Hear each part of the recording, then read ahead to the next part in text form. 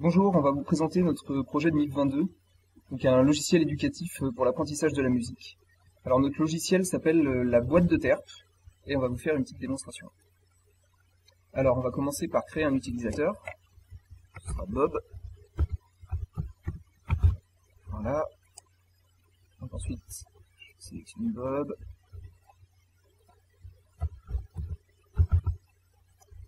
Hop. Voilà, donc une fois connecté, on accède au graphe de connaissances, ce qui permet à l'apprenant de visualiser un peu sa connaissance du domaine. Donc on a accès en fait à un certain nombre de leçons qui sont les leçons en blanc, et les leçons en grisé sont pas accessibles parce qu'on n'a pas encore les connaissances nécessaires.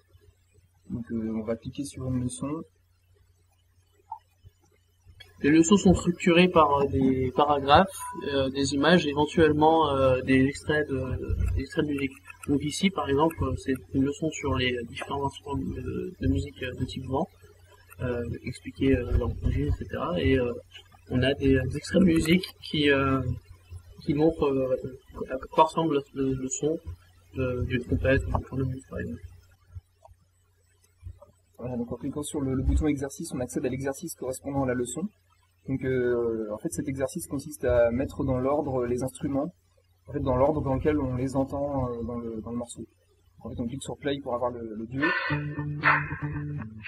Donc là on entend que dans ce morceau il y a d'abord les percussions, puis des basses, puis du piano enfin.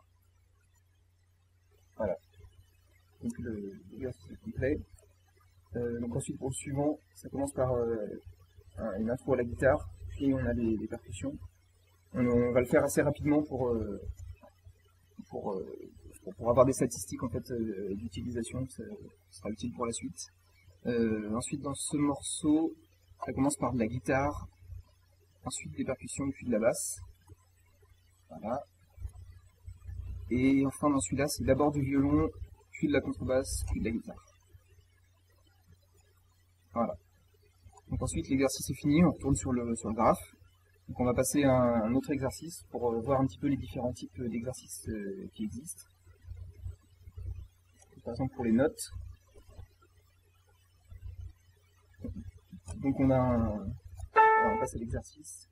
Donc pour cet exercice, on a donc une note qui est choisie sur toute la portée qui est affichée. Donc le but sera de retrouver la position de la note sur la portée, donc déterminer de quelle note il s'agit.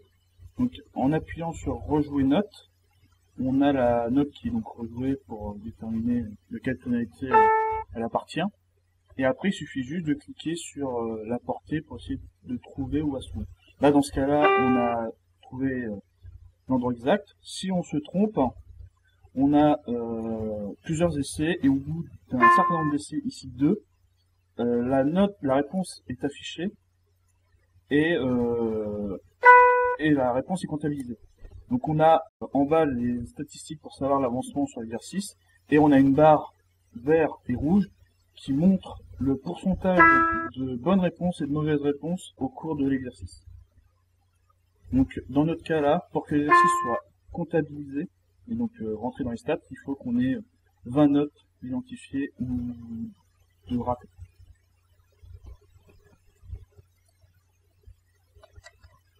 Donc ensuite, dans les différents genres musicaux, on va regarder un exercice, par exemple dans la musique contemporaine. L'exercice du timeline, en fait, où il s'agit de donner à l'utilisateur une culture générale au niveau musical, en sachant, pour qu'il sache repérer certains auteurs dans le temps. Donc par exemple, ici on commence par Antonio Vivaldi, on peut écouter la chanson. L'utilisateur propose une date, par exemple 1745, il la valide, et le score est ensuite la différence entre sa proposition et la date de sortie.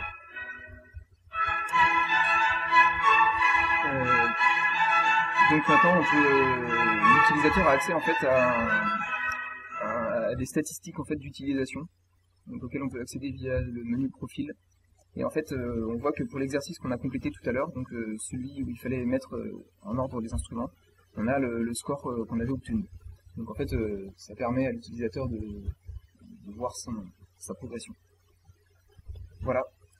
Merci pour votre attention et bonne journée.